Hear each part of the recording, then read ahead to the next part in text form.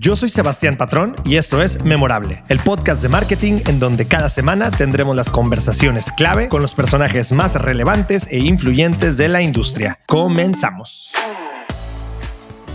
Hoy tenemos el honor de contar con Alejandro Ortiz, Head of Editorial Content de GQ México y Latinoamérica.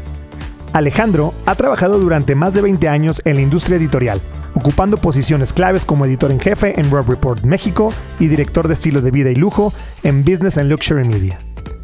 En su destacada carrera, Alejandro ha supervisado la estrategia editorial de publicaciones prestigiosas como Forbes Lives, InStyle México y Food & Wine en español. También ha sido responsable del crecimiento de marcas importantes como El México, Quién y Life & Style en Grupo Expansión. Alejandro ha entrevistado a personalidades de renombre mundial, desde Leo Messi hasta Kim Kardashian, y ha dejado una huella significativa en la industria de estilo de vida y lujo.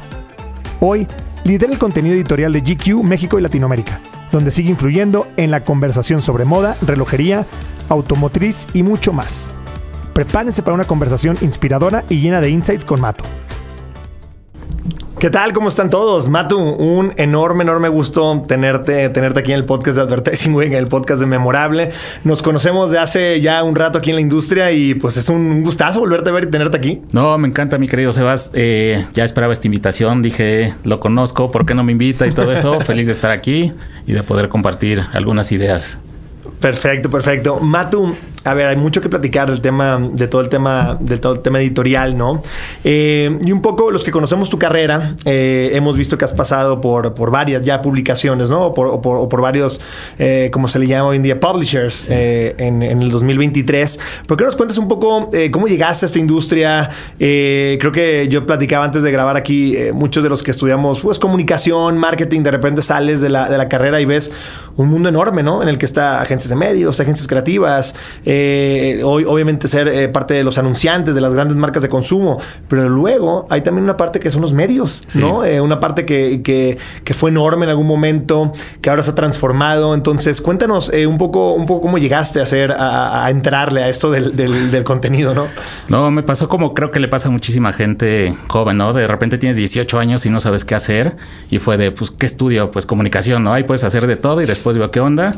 Yo la verdad siempre fui muy malo en la escuela, o sea, me iba bastante mal en la escuela. Esta parte de profesor, tarea, alumno, autoridad, me chocaba, ¿no? Entonces, como que siempre en la escuela era, mi mamá me decía, ¿por qué no puedes ser como tu hermano? Tu hermano saca 10, todo eso. Y me metí a comunicación, fue de, pues me gusta leer, me gusta escribir, pues puedo hacer algo ahí, pero no sé qué. Y ya de repente dije, acabé la carrera y dije, me voy a tomar un año sabático, pasear, me voy de viaje, aunque no tenía el presupuesto, pero dije, yo veo que mis amigos se van de viaje, eso es lo que hay que hacer. Y en un cine me encontré a un profesor de español. Español era mi materia favorita en la escuela, ¿no? Y fue así. A mí español era ese caso raro que me gustaba. Sujeto, verbo, predicado, que es un adverbio, que es puta, todo eso me emocionaba, ¿no? Y me dijo, ¿qué estás haciendo? Porque siempre sacaba 10 en su clase. Y yo, pues acabo de salir de la carrera, pero me voy de viaje. Y me dijo, yo tengo una agencia. ¿Por qué no vienes y platicamos? Y yo, puta, ahí voy a la agencia, ¿no? Voy a quedar bien con este güey, que es mi maestro y no sé qué. Y ya, pues me dijo, tengo un espacio, vente de becario. Y ya empecé. Pues era un sueldo así bajísimo, ¿no? Pero dije, bueno, pues ya, empiezo ahí. Pero pues yo ni me lo imaginaba, ni sabía qué quería hacer de mi carrera, ni nada, ¿no? Entré ahí, empecé a revisar publicaciones. Era una agencia que hacía comunicación corporativa. Hacía periódicos, por ejemplo, para Banco Santander. Hacía el periódico de empleados de Aeroméxico. Entonces, todo eso de publicaciones me empezó a encantar, ¿no? Y de ahí hacíamos la revista de Coca-Cola, era una locura, ¿no? Porque era pues hablar de, sacaban la nueva Fanta Toronja, ¿no? Y era así de puta, hacer todo un artículo de Fanta Toronja. Pero era muy raro, ¿no? Pero eso me emocionaba, crear contenido ahí. Y en ese momento todo era impreso, era comunicación corporativa, impreso, se imprimía y se entregaba dentro de las corporaciones. No había ni, o sea, creo que ni intranet, o sea, no era todo impreso, ¿no? Era mundo impreso, ¿no? Estamos hablando de principios de los 2000. Ya, ok. Y ya, pues de ahí fue me emocioné, no sé qué, y luego tuve, eso también son caminos que nunca sabes dónde te llevan, una novia, que me presentó a otra persona que trabajaba en libros, los libros, los Coffee Table Books, también siempre me han parecido una cosa increíble, ¿no? Era una editorial de libros de arte y de diseño y me dijo, pues, ¿por qué no te vienes acá, coordinador editorial? Y dije, es mi momento de hacer libros, ¿no? Eso me emociona mucho. Y que son libros muy artísticos, muy cuidados, muy especialmente Y son otros procesos, ¿no? O sea, imagínate que era más barato imprimir en Hong Kong. Entonces era hacer todo un calendario para imprimir en Hong Kong, llegar acá con los libros a tiempo para presentarlos con los artistas, fotógrafos internacionales. Era un trabajo como muy artesanal e increíble, ¿no? O sea, aprendes muchísimo de todo el proceso editorial. Y que si lo piensas bien, o sea, toda esta parte muy obra de arte, incluso recuerdo... Había discos cuando eran físicos que las portadas del disco eran también obras de arte. Totalmente. O sea, portadas legendarias, ¿no? También, evidentemente, hay libros muy icónicos que de repente todavía siguen manteniendo. El otro día estaba viendo el famoso libro de... Hay uno que te dejan de literatura en todas las escuelas de Estados Unidos, que es fue el Shutter of the Rye o algo por el estilo de la portada. De Catch It on the Rye. De Catch It on the Rye. Y la portada sigue siendo la misma, muy legendaria de toda la vida, ¿no? Totalmente. De Salinger. Exacto. Esa portada es emblemática, siempre ha sido la misma, ¿no? Pero justo era aprender otra industria y siempre me gustó involucrarme en todos los procesos, ¿no? Entonces ya hacía libros, ya había hecho publicaciones y de repente me faltaba revistas, ¿no? Y otro amigo me dice, están buscando en Grupo Expansión un puesto.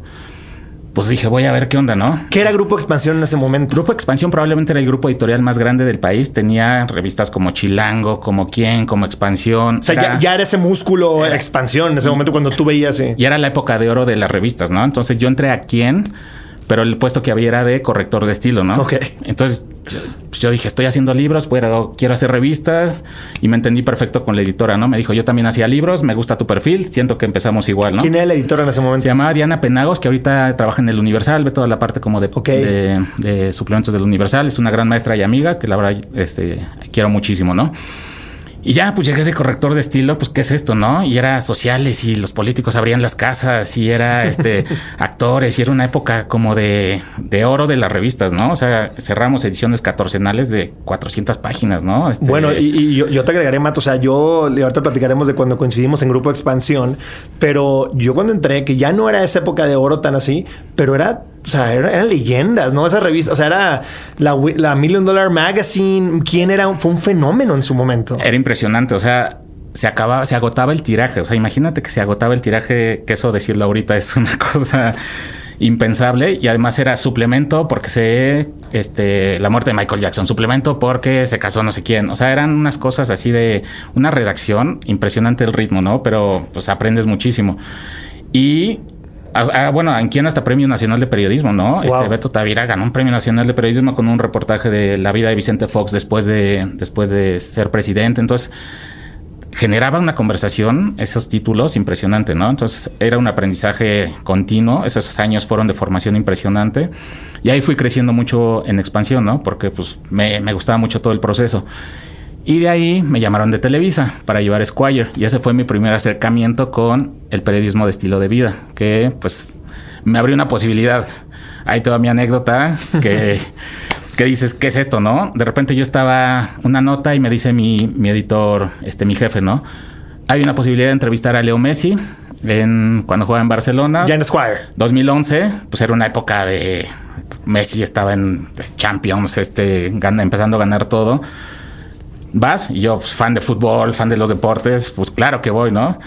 Llego, fue una experiencia increíble, ¿no? Que para todos, o sea, en esa época, Matu, perdón que te interrumpa con esto, no. Pero en esa época, digo, yo lo viví todavía cuando estaba en Grupo Expansión, era que a los editores era volar a Barcelona, tener la junta presencial con Messi, o sea, era también una aura un poquito pues glamour, de o mucho sea, glamour, exacto, ¿no? Al final era vivir en un avión de un lugar a otro, entrevistas. Con una marca como Squire, que en ese momento también era internacional, ¿no? Entonces, a mí me abrió los ojos a un mundo que decías, estoy sentado frente a Messi haciéndole una entrevista para portada, pues fue una cosa que me fascinó, ¿no? Y además relacionado con una marca de moda, una marca de relojes, entonces es un universo que a mí me llamó mucho la atención. Aquí soy. ¿Cómo se lleva a cabo esa entrevista? O sea, hay mucha gente de PR, o sea, ¿cómo se lleva el proceso de planeación de una entrevista con una figura tan importante? No, es una locura porque las preguntas están muy controladas. Muy controladas. En ese tiempo su familia era como su management, entonces lo tienes como soldado. Jorge Messi sigue siendo su representante. Era su hermano. Papá o hermano, están muy metidos, claro. Están ahí, pero como soldados, ¿no? Y te están vigilando todos. Además, en ese momento estaba el rumor de que se iba a tener otra hija, que no sé qué. Entonces, no le puedes hacer preguntas personales, ¿no? Que no era mi intención, pero está todo muy controlado, ¿no? ¿Le mandas por adelantado las preguntas?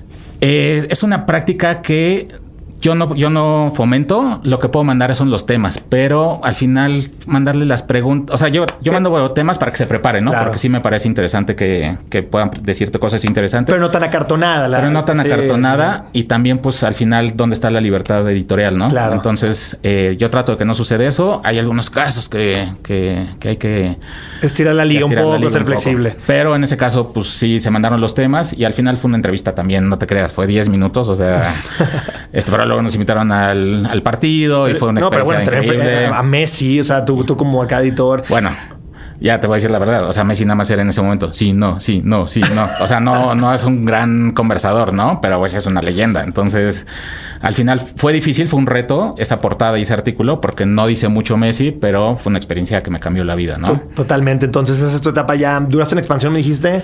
Ahí fue ya en Expansión duré 4 años y medio. Luego, después me fui a Televisa 2 años. Squire. Y Expansión se dio cuenta del error que había cometido. Okay. Y me llamó de regreso, ¿no? Me dijo, tenemos nuestra marca de estilo de vida, queremos que tú la lleves, que sabemos que has hecho buenas cosas, y me la dieron, que se llama Life and Style, ¿no? A ver, algo que te quiero preguntar en ese sentido, Matu, que me parece interesante. Creo que en la parte editorial, y bueno, a ver, yo llevo menos tiempo en esto, duré en los medios 8 años, sí, yo creo, trabajando. Obviamente hay una competencia feroz. Sí. ¿No? Creo que no al calibre de en su momento Televisa, TV Azteca, ¿no? Entre esos dos medios, pero sí entre las editoriales hubo una época que a mí me quedó un poco grabada de la competencia que hay, sí, ¿no? Sin embargo, la industria es pequeña. Todo el mundo. Totalmente. Ha vuelto atrás y todo el mundo ha pasado o terminó pasando por ser raro estas grandes trayectorias en una sola revista. Sí. Le pegué un poco al micrófono. Van cambiando de editorial a editorial. Tú me acabas de escribir Expansión, te vas a Televisa Editorial, sí, de Televisa Editorial vuelves a Expansión. Totalmente. ¿Cómo se viven esas conversaciones? Porque, a ver, ahí me tocó también cambiar de Grupo Expansión a la editorial de la locutora Marta de Baile, sí, MMK. Y me acuerdo la conversación con mi jefe en ese momento. Sí. ¿Cómo se viven estas idas y regresos, ¿no? Desde detrás de las tras bambalinas, la verdad. Sí, al final, como dices, ¿no? Es una industria muy chica y todos nos conocemos y sí existe este celo profesional, pero bueno, existen estas oportunidades donde pues tienes que crecer, ¿no? Y existe pues digámoslo, ¿no? Robo de talento que está haciendo la competencia y siempre estás atento a qué está sucediendo en el otro lado y sobre todo con marcas tan fuertes, ¿no? Entonces, sí nos conocemos, pero sí hay este pique de qué camiseta traes y todo eso, ¿no? Entonces es un tema interesante. Me acuerdo en una época donde todavía no estaba esa transición a la parte web, donde siempre era esta competencia por salir, qué portada salió uno, quién logró la exclusiva y todo eso. Era una competencia, la verdad, periodística muy sana y muy padre, que motivaba a los equipos a siempre dar lo mejor, ¿no? Y bueno, y me tocó en eso, ahorita que lo dices, la transición a los sitios, ¿no? Me tocó cómo pasamos del print a digital, inaugurar sitios, de salir de blog. Cuando yo tomé Live era un blog pues pequeño y convertirlo en un sitio con un tráfico pues respetable, decente, todas esas cosas. Social media, pues nos tocó evidentemente salida de Instagram, de Facebook, todo eso, y fue un reto, pero un aprendizaje increíble, ¿no? Entonces, en tu regreso a Expansión justo coincide entonces con ese auge ya de... Mira, yo te voy a decir algo. Yo recuerdo, yo vivía en la ciudad de San Francisco y sabía que quería trabajar en medios, ¿no? Y me acuerdo que me entrevistan para Grupo Expansión. Yo no recuerdo en qué año, pero más o menos debe haber coincidido con tu regreso. Y me acuerdo que justo acababa de comprar Grupo Expansión el fondo Southern Cross. Exacto. ¿No?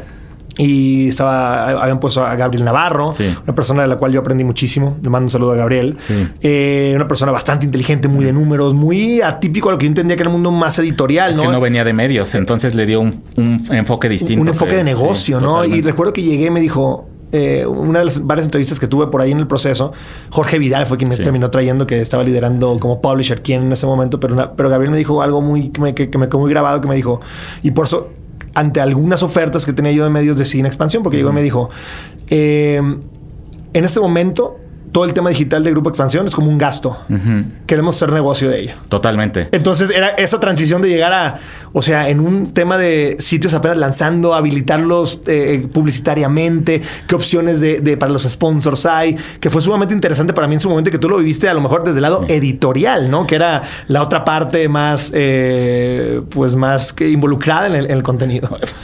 Si te soy sincero, fue muy duro porque fue un cambio de mentalidad, ¿no? Fue un proceso donde justamente nos había tocado vivir la época de las vacas gordas, donde pues lo que te decías, ¿no? Gasta, estás de un lado a otro, viajes, puedes gastar, tienes budget y de repente, pues los medios ya tienen las redes sociales, competencia, entonces vivimos una época de crisis, ¿no? Entonces, lanzar un sitio, volverlo, tener los números en una época donde el budget era menor, fue un reto y fue una época muy difícil para los medios. Y deja tú solamente el budget, para los que no saben, o sea, creo que lo que yo veía, porque yo me tocó estar con un background un poco técnico o de tecnología poquito que tenía para entrarle a eso. Pero yo vivía con los editores de años y años de lidiar con una revista física, la cual se mandaba a imprimir en tal fecha y estaba... ¿Cómo se llamaba el equipo que metía los ads al último? El equipo de... Bueno, el cierre de producción. El cierre de producción, todo eso. Pasas a de repente a tener conversaciones con desarrolladores tecnológicos, ¿no? Cambia la conversación por completo. Cambia la conversación enormemente, que tiene que ver con tecnología, que tiene que ver con bases de datos, con Amazon Web Services, es otra cosa. Y todo medible, ¿no? Porque al final vivíamos en esta burbuja de nos lee mucha gente, wow, y todo eso, pero acá ya son los datos, ¿no? ¿Quién te lee? ¿Cuántos? ¿Qué edad? ¿De dónde vienen? ¿Qué temas son los que les interesan? Y todo lo puedes medir. Y es un choque de realidad a lo que tú creías que hacías. ¿Cómo viviste en la parte de ego, en la parte de como editor esa temporada? Pues, era difícil porque al final tienes que tener motivados a los equipos, porque cuando empezó la parte digital, muchos editores que eran como old school veían a la parte web como el patio trasero, ¿no? Es la revista y en su patio trasero era digital, ¿no? Y era de entender no, o sea, esto es lo que viene y es el futuro, es el presente, el futuro, y más bien cómo trabajamos para incorporar toda la plataforma digital a nuestro contenido, ¿no? Pero fue un cambio de mentalidad donde muchos editores de gran renombre, pues ahí fue el parteaguas donde pues su carrera cambió por completo y era quien se subía al tren digital, se quedaba, y quien no se subía, pues tenía que buscar otro camino, ¿no? Entonces fue un cambio de mentalidad en medios donde sí creo que fue cambio generacional ahí, pero fue duro, ¿no? O sea, sí te mentiría si te dijera que fue una época padrísima. La verdad es que fue muy difícil, y en términos de manejo de recursos humanos, de recursos financieros, trabajar con un fondo financiero que buscaba el negocio, fue duro, luego se vendió la compañía, entonces todo eso fue cambio, fueron 3-4 años de cambio, pero al final, pues la gente que trabaja en medios trabajamos por la parte creativa. Entonces nos emociona entregar productos de calidad donde nuestro nombre va ahí y nos gusta lo que estamos haciendo y nos sentimos orgullosos. Entonces trabajamos mucho, como se dice, por amor al arte. Y fue una época donde pues también dejamos todo en la cancha para que salieran las marcas. Es que era una época bien interesante porque me acuerdo, yo siempre llegué a la parte digital como tal, pero recuerdo que teníamos en Expansión estas, ¿cómo se pueden decir? Como unos plásticos para poner revistas, ¿no? Sí. Y aún ya enfocados en la parte digital, recuerdo que llegaba cada 15 días o 30 días con la revista física. Cuando se publicaba, llegaba una persona y nos repartía la revista, ¿no? Sí. Aún metidos en la parte digital, ver la revista física y la portada física, la portada era como ni siquiera sé cómo explicarlo, es como un símbolo que creo que ahorita lo platicaremos en el presente, pero que se mantiene como de... Una portada te da algo más que es difícil de explicar. Que tú tenías las revistas, yo me acuerdo que las ponía y y es más, y de hecho dejaba las portadas que me gustaban en los últimos 6 meses enfrente mío. Sí. Porque decía, qué padre portada, el símbolo que tenía. Entonces era una transición ahí medio extraña, pero que así sucedía, ¿eh? No, y al final, como dices, ¿no? Ahorita lo platicamos más al presente, pero es un statement la portada, ¿no? O sea, no deja de tener este valor increíble de una portada y este objeto como artesanal, histórico, y el reto está como modernizarlo, ¿no? Pero no, los que trabajamos en medios, para mí me fascina el leer en papel una portada, quién está, y para afuera sigue siendo una arma poderosísima. Padrísimo, Matu. Antes de pasarnos un poco a, como decíamos ahorita, la parte del presente, creo que quiero tocar también un tema de... ¿Te tocó coincidir con liderazgo de John Reuter en Grupo Expansión en tu primera etapa? Sí, en la primera etapa me tocó un año y me tocó su despedida, ¿no? Y tocó su despedida. Cuando se vende el Grupo Expansión a Time Warner. Se vende a Time Warner. Él se va porque se va a Estados Unidos. Justo le ofrecen una posición y me tocó su despedida y para mí fue de... wow, ¿por qué le lloran a esta persona? Era una cosa emotiva su despedida y todo eso. Pues marcó una etapa y una huella muy fuerte ahí en la empresa, ¿no? Y luego me tocó su regreso. Claro. Es que lo traigo a la mesa un poco porque creo que todas las personas que hemos coincidido en Expansión, y estoy mencionando mucho Expansión porque ahí coincidimos Matu y estuvimos los dos involucrados, pero en la parte de medios, creo que tú, ahorita que me encuentro gente que trabaja en otras cosas que coincidimos en el grupo, todo el mundo coincide que Grupo Expansión, a pesar de haber sido una empresa en su momento mediana en ese sentido, fue una gran escuela. O sea, todo el mundo le tiene un cariño enorme a esa etapa. Y algo que me impresiona mucho a mí no me tocó John. Y vuelvo a lo mismo. O sea, yo platicando, como recuerdo a Alberto Bello, Laura Manso, todos sus editores de Expansión, lo hablaban con una huella que dejó totalmente enorme en el tema ahí de negocio, de editorial, y que lamentablemente acaba de fallecer John. Sí. Y tú veías los posts en LinkedIn, en Facebook, de la gente que coincidió con él. O sea, mucha envidia de la buena haber tenido a lo mejor un líder en ese sentido, ¿no? Entonces, mi pregunta es, teniendo ese background de John, ¿cuál es el estilo de liderazgo que hoy en día ves tú en los medios que se ha perdido, o que se tiene, o que se ha mantenido? Yo recuerdo que también trabajando en Expansión, hablando ya un poco de tu persona, nosotros que estábamos en la parte de estrategia, pues trabajamos con la gente editorial y la gente de ventas, ¿no? Perfiles bastante diferentes, ¿no? Estábamos como en el medio. Y ciertamente en la parte editorial, trabajar con los editores de repente eran estos rockstars de una escuela muy... ¿cuál es la palabra que puedo utilizar? Muy puritana de repente, ¿no? O sea... De mi contenido, recuerdo, yo recién entrando joven, recuerdo las conversaciones con Alberto Bello eran enormes, ¿no? Y siempre fue un enorme gusto trabajar contigo, Matu. Y te lo digo, o sea, de una... O sea, sin nada, ningún compromiso, nada. O sea, era... trabajar con Matu, con este líder editorial dentro de Expansión, era algo que era... va a estar buena la junta. Va a ser una junta que no va a terminar que no me va a drenar de mis 5 rayitas de energía del día, ¿no? ¿Cómo ves esa parte de liderazgo en medios en combinación con estos egos rockstars que antes eran más? ¿Ha venido a menos eso? El editor sigue siendo esta gran figura emblemática. Ahora estás en GQ, una marca tan de renombre, ¿no? ¿Cómo viviste esas lecciones? ¿Cuáles han sido tus grandes aprendizajes de ello, de tus mentores, de lo que has vivido tú y lo que te lleva al liderazgo en el presente? Pues mira, yo creo que sí ha habido una evolución, y sobre todo este liderazgo ha tenido que transformarse y evolucionar, ¿no? O sea, sí veo una diferencia entre quien se quedó en un liderazgo de los 2000 a quien está ahorita. Sí ha cambiado muchísimo, y evidentemente esta parte editorial se transformó muchísimo, ¿no? Te voy a poner un ejemplo.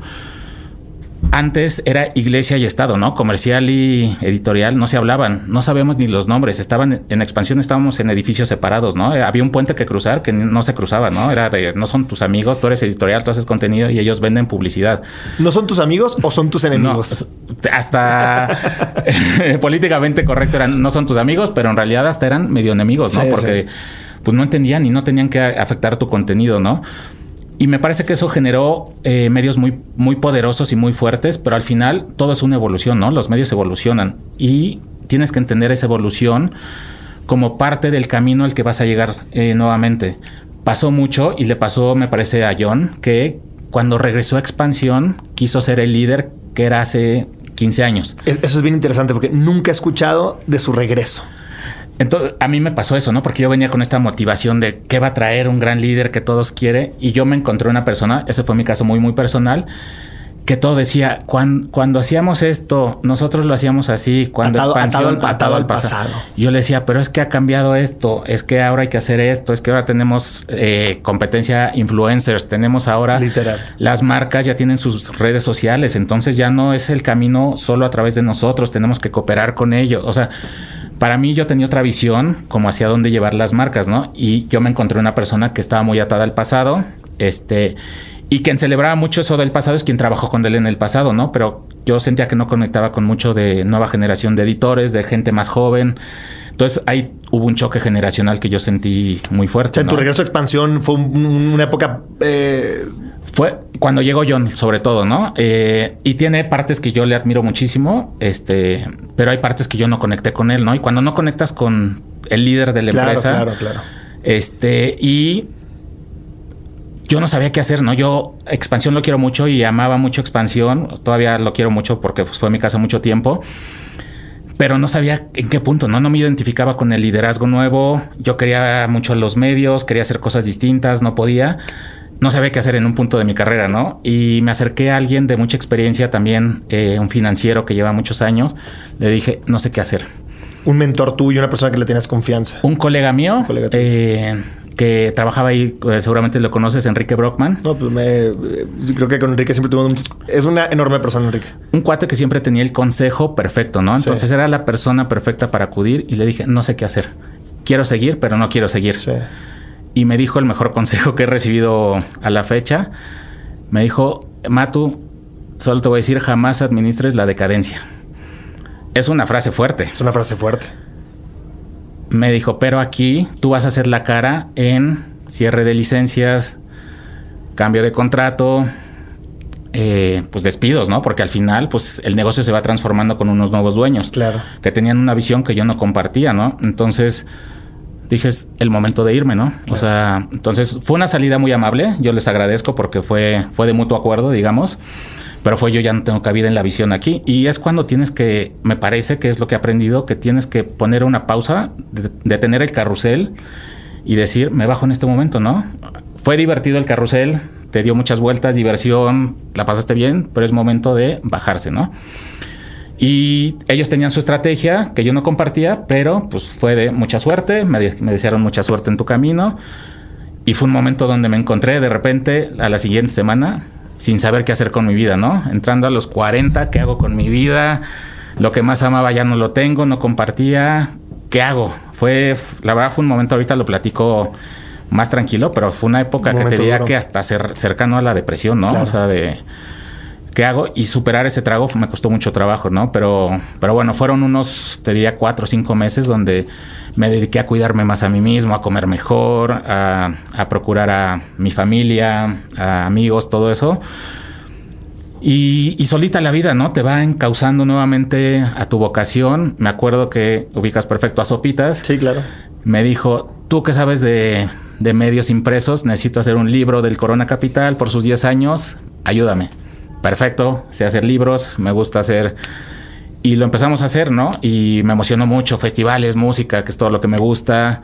Empezamos a trabajar y de repente al mismo tiempo, cuando empiezas un proyecto que de repente no te hablan, pues me hablan del grupo de Forbes y Rob Report. Queremos que estés acá y que lleves la parte de estilo de vida, ¿no? Entonces se conjuntó, una cosa llevó a la otra, el libro, el editorial, y regresé a editorial como 5 meses después, ¿no? Muy feliz, llevando Rob Report, y en ese momento era como publisher de las marcas de estilo de vida, que son Food & Wine, Forbes y todo eso. Y fue un regreso que me ayudó muchísimo a recuperar la confianza que de repente sí la pierdes, ¿no? O sea, sí, no totalmente, te voy a mentir, totalmente. porque es durísimo este síndrome del impostor que llega a ti y dices, ¿qué fallé? ¿Soy bueno? ¿No? Claro. ¿Qué hago ahora? ¿Hacia dónde voy? Y fue un momento muy complicado, pero al final, pues, la vida te levanta. Muchas gracias, Matu, por abrirte en ese sentido. Entonces, llegas a Rob Report, ya Forbes, que ahora Business Luxury Media, sí. El grupo se le está llamando. ¿Cómo viven ya en ese... ¿Qué año fue? Eso ya era... la pandemia, el 2020. Bueno, la pandemia, todavía otra época complicada. Entonces, no, imagínate, yo entré en enero en 2020 con todos los planes, vamos a hacer esto, vamos a crecer, no sé qué. Llevaba 6 semanas en la oficina y la pandemia, ¿no? Todos a sus casas. Entonces, volver a reinventarse. ¿Cómo llevas un medio de comunicación que vive y cómo das noticias de... ¿Cómo hablas del nuevo reloj en medio de una pandemia, no? ¿Cómo hablas del nuevo lanzamiento? O sea, y en estilo de vida, ¿no? Porque pues es nuestro core, ¿no? De lo que hablamos, ¿no? ¿Y qué hicieron entonces en ese momento? Reinventarnos fue desde nuestras casas, es también entender cómo toda esta industria, como la industria de los viajes, como la industria del lujo, como la industria de estilo de vida estaba enfrentando la pandemia. Y al final lo que tratamos es de...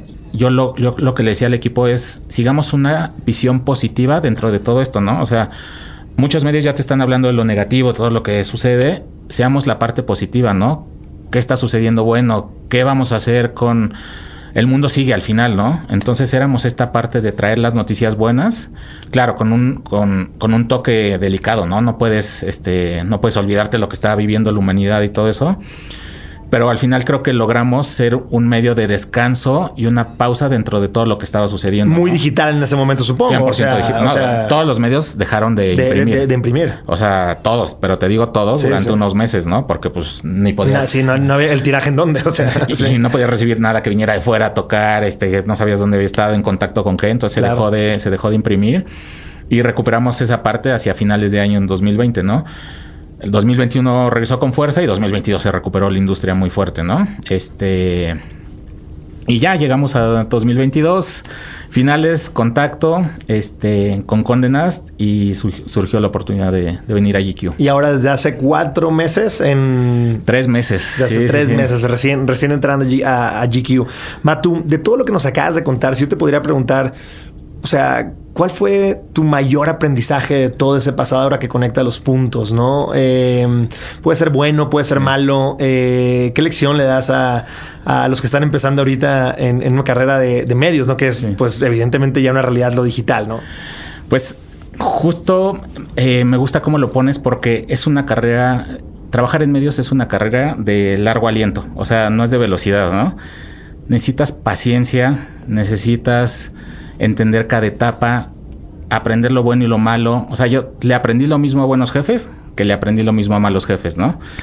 Ayer que grababa podcast con Michelle Romo de Mastercard, yo le decía una pregunta que yo hago mucho para conocer a las personas. Cuando me toca entrevistar a alguien para un trabajo, le pregunto, ¿cuál ha sido tu mejor jefe y tu peor jefe y por qué? Y eso me dice mucho por alguna razón de cómo leen el trabajo las personas. Totalmente.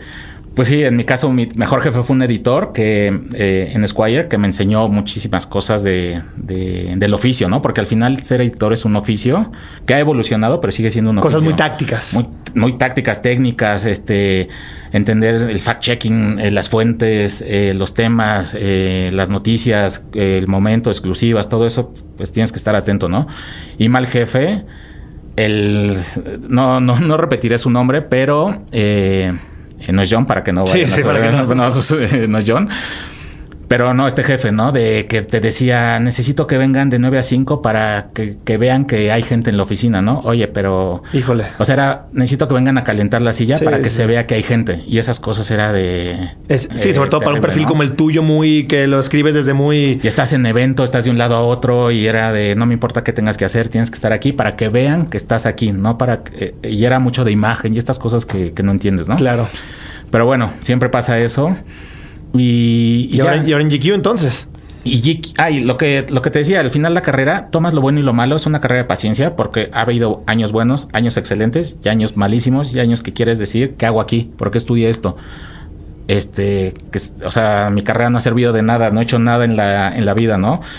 Y te das cuenta que todo te va formando para llegar a ciertos puntos, ¿no? Suena muy romántico de que todas son lecciones en la vida, pero lo cierto es que te vas formando durante muchos años para llegar a ciertos puntos, ¿no? Y para mí el pináculo de mi carrera es estar en GQ, ¿no? O sea, es una marca que yo crecí como lector. O sea, para mí siempre frecuentemente compraba GQ porque me gustaban siempre las revistas. Ir al Sanborns para mí era una actividad constante en mi vida y GQ fue una oportunidad increíble, ¿no? Entonces, cuando hubo este acercamiento... me voló la cabeza. Te voló la cabeza. No, yo creo que yo también muy de chavo, pues hasta coleccionabas las revistas GQ.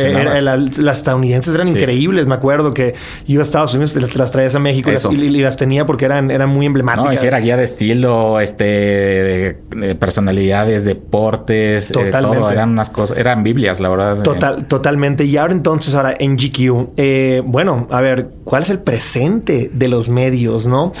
Antes de irnos específicamente a hablar de una marca tan emblemática y los retos presentes y futuros, hoy, 2023, ya rumbo al 2024, ¿no? Hoy, para GQ, a ver, sigue siendo un tiraje print, sigue teniendo una presencia print en Latinoamérica. Evidentemente, la parte digital, pues también es súper relevante, las redes sociales. Cuéntanos un poco de qué recibiste ahorita que entraste a esta parte de una marca tan emblemática o tan importante, todo ese mix, ¿no? De puntos de contacto con las audiencias. No, totalmente. Mira, lo que cuando yo entré, que ya es hace poco, lo que me encontré es una marca globalizada, ¿no? GQ cambió muchísimo su visión hace un año, hace año y medio, donde el grupo... ¿Global o LATAM?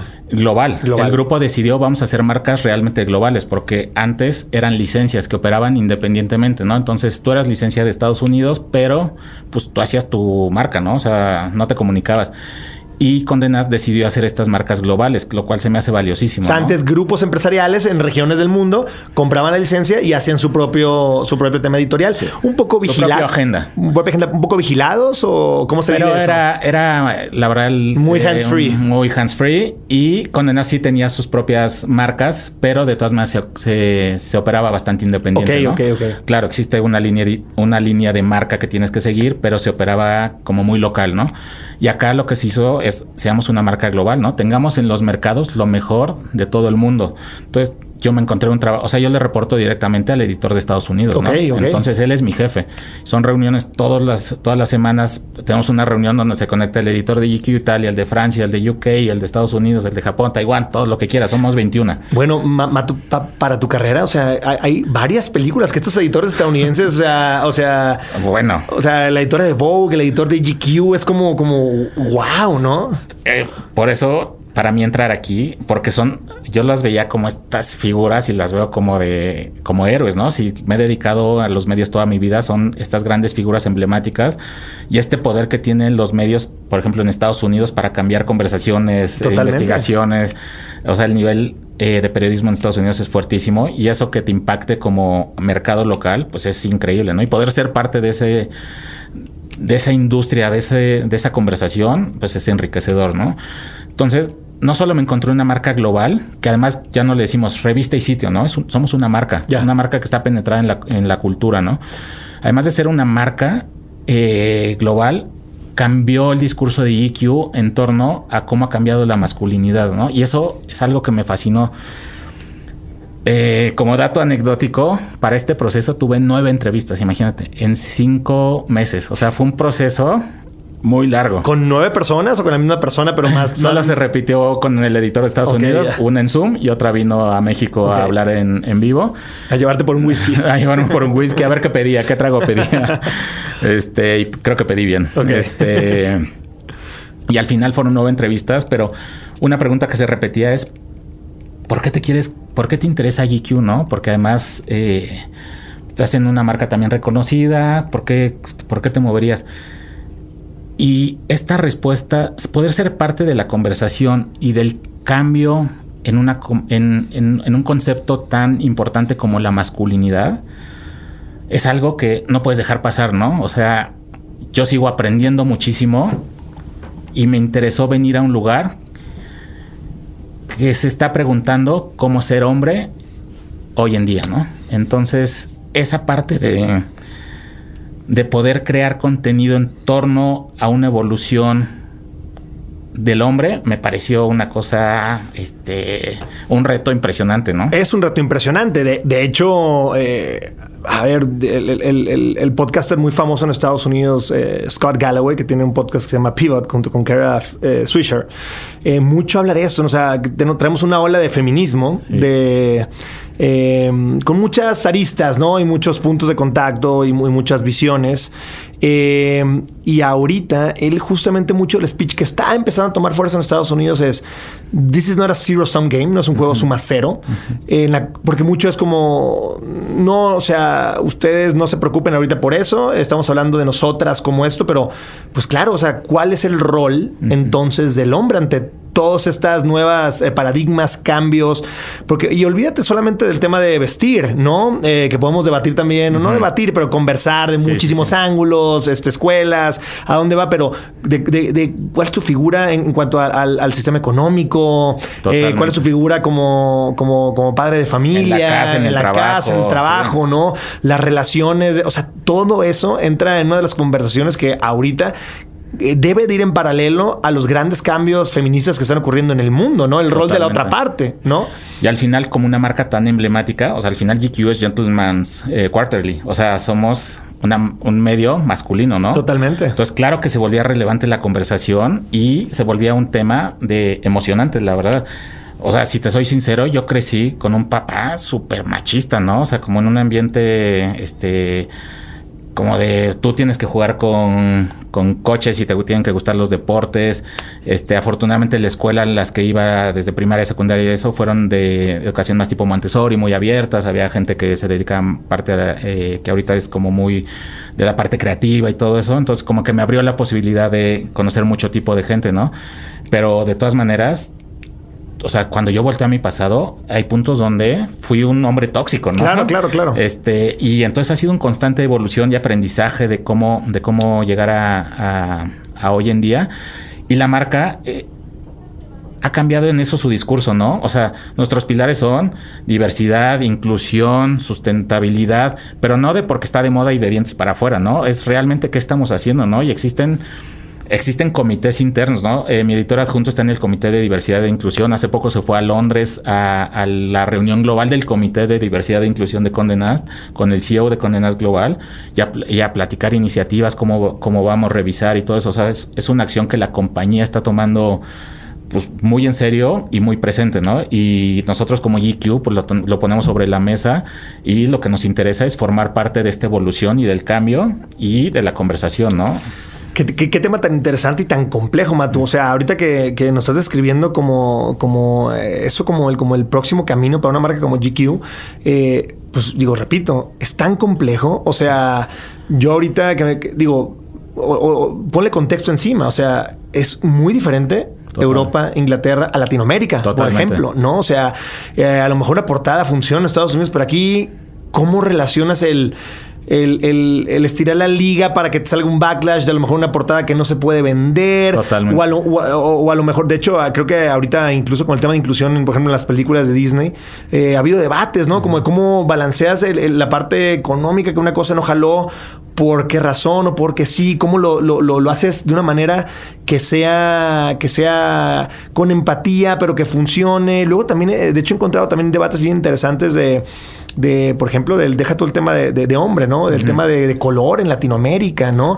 Por ahí siempre ha sido la legata tras bambalinas de los medios a los que hemos pertenecido de si hay una persona que no es blanca en una portada, no se vende, ¿no? Y el otro día en un libro que tengo pendiente de invitar a Hernán Gómez a este podcast a hablar del racismo en México.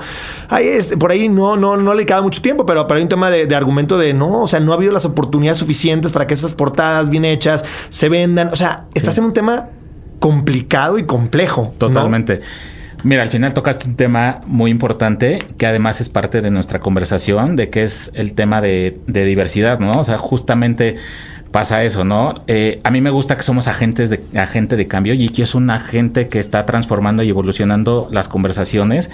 Sacamos una portada ahorita con Natanael Cano, ¿no? Corridos tumbados, que es polémico, ¿no? Si te gusta, si no, bueno, ya hasta el presidente de México ya dijo que lo saque en la mañanera, que eso no es lo ideal. No es lo ideal, ¿no? Entonces lo ponemos y pues claro, hay mucha gente que conecta, ¿no? Porque te puede o no gustar la música, lo que no puedes negar que es un fenómeno, ¿no? Sí. O sea, eso te lo da los números. Tú no puedes decir que es un fenómeno, ¿no? Eso te lo da, es un fact. Puedes decir si te gusta o no. Pero tú de repente lees los comentarios en redes y dices, hay mucho por hacer, ¿no? O sea, de qué es comentarios clasistas, racistas, que dices, quiero seguir haciendo estas cosas para combatir esto. Para combatirlo. O sea, me da gusto decirles, esto va a seguir, porque aquí no se discrimina a nadie, admiramos a la gente que está haciendo algo, que está transformando. Y es interesante también, ahorita que me preguntabas, tú como medio no puedes discriminar a nadie, pero ni siquiera por edad, o sea, por nada, ¿no? Le tienes que hablar a Gen Z, le tienes que hablar a millennials, le tienes que hablar a lo mejor gente de arriba de 45 que se quiere comprar un blazer más clásico, yo qué sé, ¿no? Pero no puedes olvidar a ningún grupo, ¿no? Al final, tú tienes una responsabilidad de hablarle a todo el universo masculino. O sea, imagínatelo como una galaxia. Son diferentes planetas, ¿no? que cada uno tiene sus características y todo eso, pero todos convivimos en un sistema. Y eso es donde nosotros, que el sistema masculino, o sea, el sistema del hombre, es donde le tenemos que hablar a todos.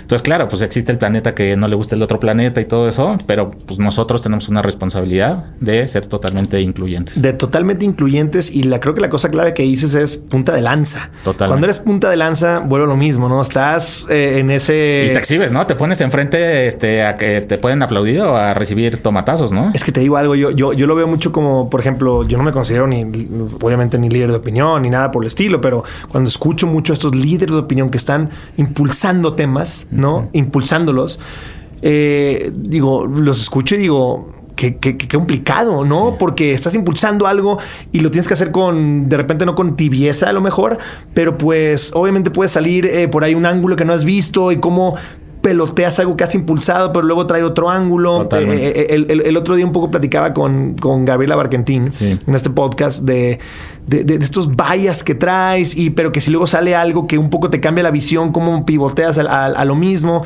Porque, a ver, yo pienso y digo, supongo... No recuerdo actualmente, pero ¿cuántos hombres en falda no han sacado un GQ? Totalmente. ¿No? Tú ves ahorita en Culiacán, Sinaloa, caminando en falda a un hombre sin que cause un... No, bueno, sin que arriesgue su vida incluso. Exacto, a esos, ¿no?, niveles tan graves, ¿no? O sea, de que, pues, bueno, sería que solo se burlaran, ¿no? Pero hay temas más graves que sí hay que atacar, y...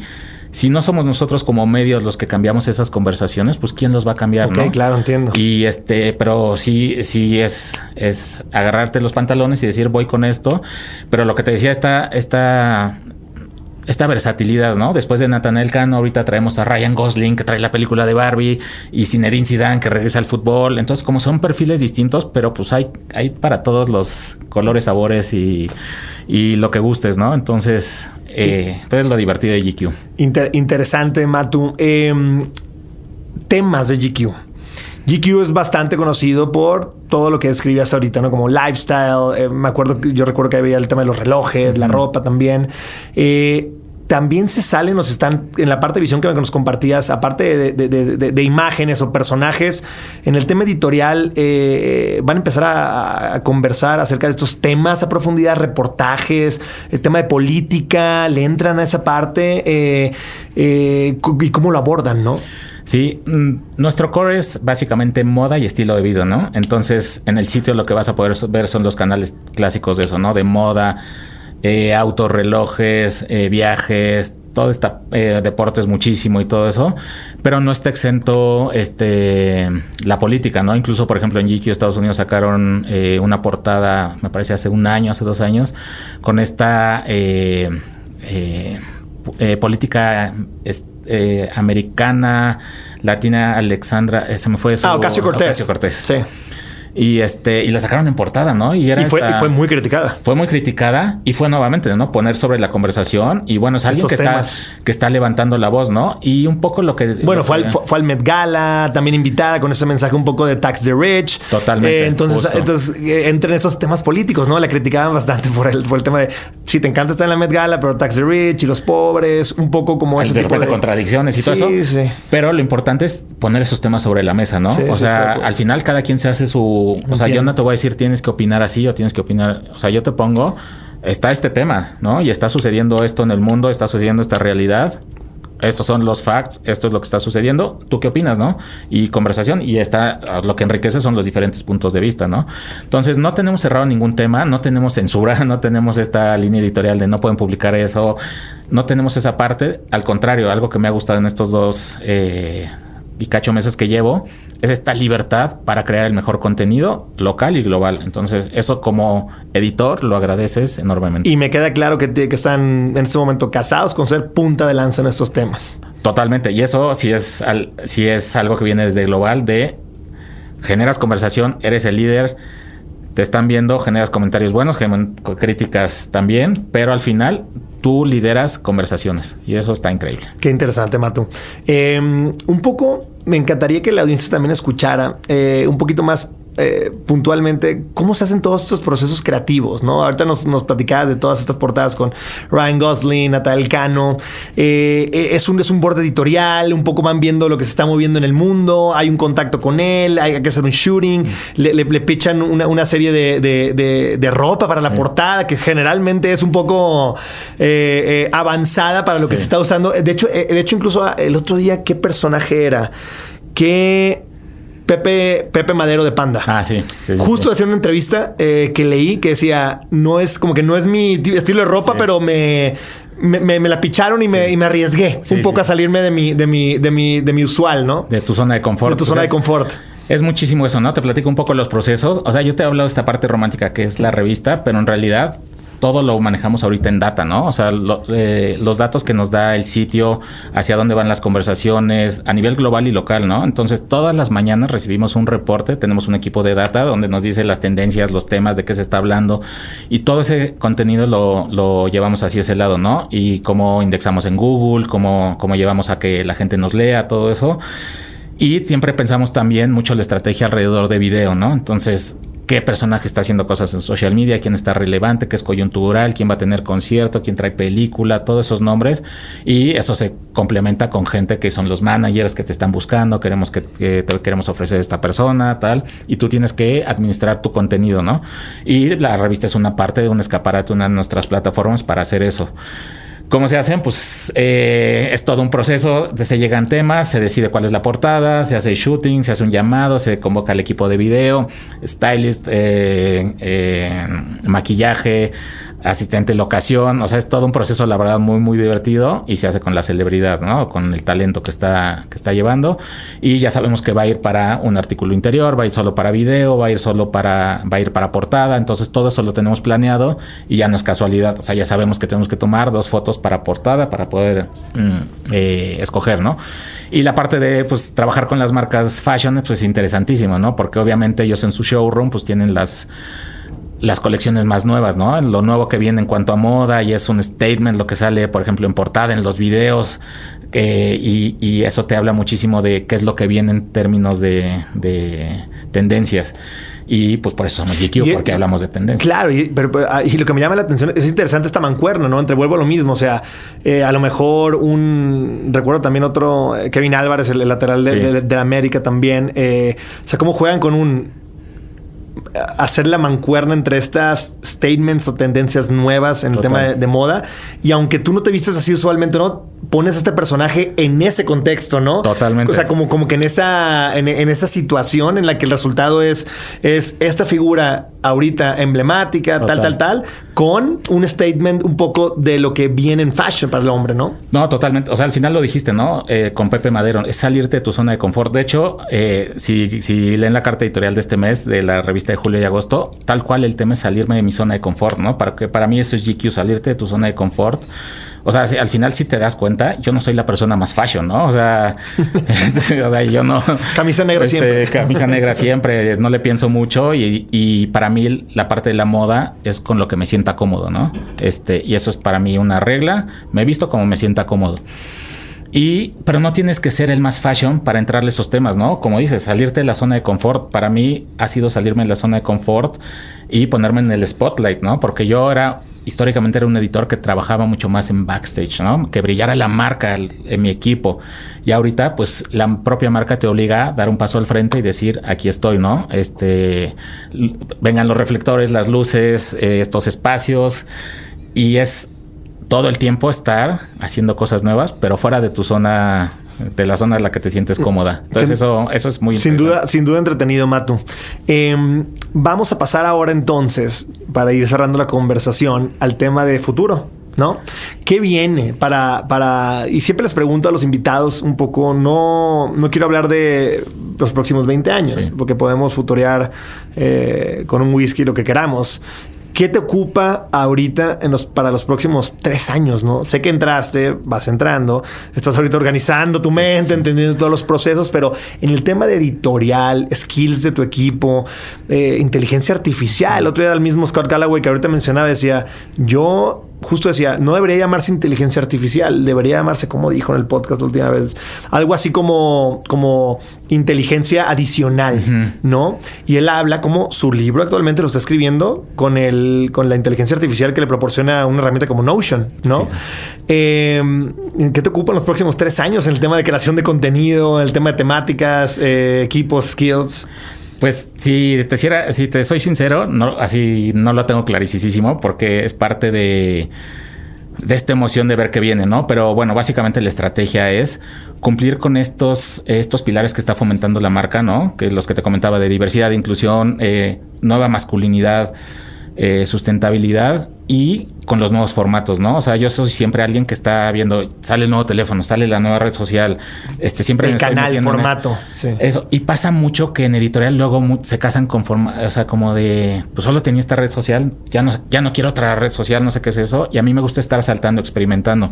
Entonces, hubo un punto también donde hubo muchos medios y creo que lo que yo estoy trabajando en GQ y con el equipo es trabajemos en la calidad del contenido que ofrecemos para que seamos un medio, que seamos confiable, que la gente nos busque, que seamos referencia. Entonces, hay partes donde estoy volviendo en los básicos. A los básicos, sí.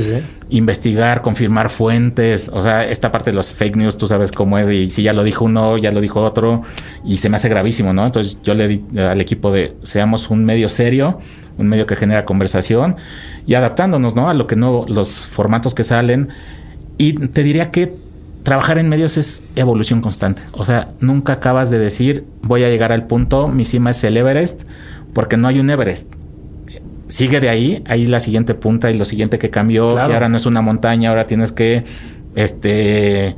cruzar vamos a Marte. Vamos a Marte, o sea, como sí, eso, es justo, ya conquisté esta cima. Entonces, es constante evolución los medios, pero es lo que enriquece, ¿no? Siempre estar ahí. Sí, totalmente. Y el consumidor al final te dicta lo que está consumiendo, ¿no? Totalmente. Y los attention spams que vienen hoy. Sí. O sea, GQ verlo en TikTok, quiero ver, ¿no? O sea... Ahí vamos, ¿no? Abrimos TikTok y son aprendizajes constantemente, ¿no? Pero ahorita que dijiste justo el receptor, los medios, cuando yo inicié, era solo emisor. Lo que quiero que escuches el receptor. Y ahorita se generan conversaciones y escuchamos muchísimo qué quieren... ¿Qué nos están diciendo los datos sobre qué quieren que hablemos? Entonces es una conversación de ida y vuelta con la audiencia, que se genera comunidad y eso es donde se enriquece el contenido. Padrísimo. Sí, que eso es de las grandes diferencias hoy en día con estas redes sociales, ¿no? Matu, para cerrar nuestra conversación, que disfruté enormemente el día de hoy, estamos cerrando siempre con una pregunta que es, ¿cuál ha sido el momento más memorable de tu carrera? Un poco en el tema inspiracional para los jóvenes que quieren, pues al final de cuentas, ser los editores en 25 años de GQ, ¿no? Pues creo, y sin sonar a que me estoy poniendo esta camiseta, pero para mí llegar a GQ sí es como el mayor éxito, ¿no? Porque es una marca con la que crecí. Y esa es la parte, te diría, como romántica safe que te voy a contestar. La parte que me emociona más.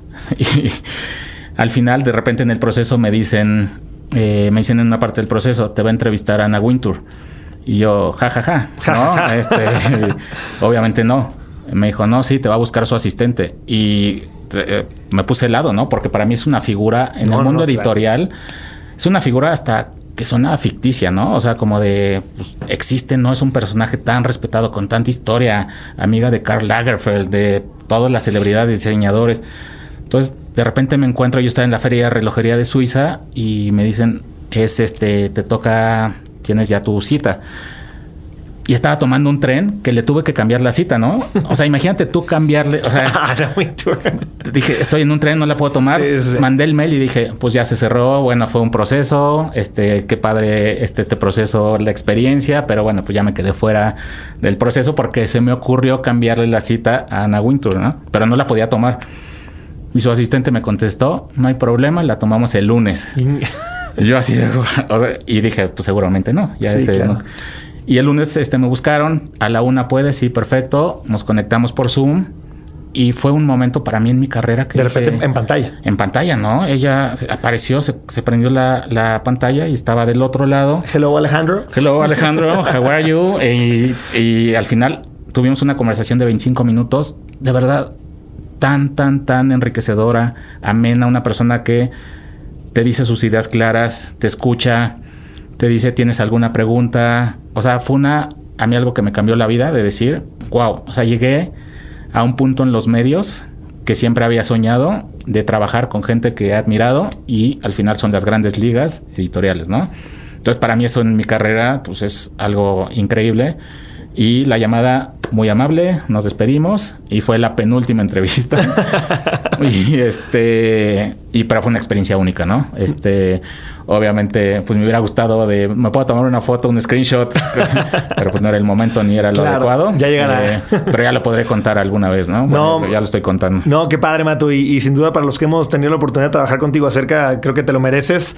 Estoy seguro que es solo el comienzo y les va a ir muy bien. Pues muchas gracias. La verdad es que se pasa rapidísimo el tiempo. Me dio mucho gusto este reencuentro y ojalá pues haya dejado algunos comentarios que puedan servirle a las nuevas generaciones. Y es una carrera increíble, muy pesada, pero la verdad muy satisfactoria. Matu, muchísimas gracias por haber compartido todo lo que compartiste y por haberte dado la vuelta para acá. Gracias, mi Sebas. Un abrazo a todos. Hasta luego a todos. Bye.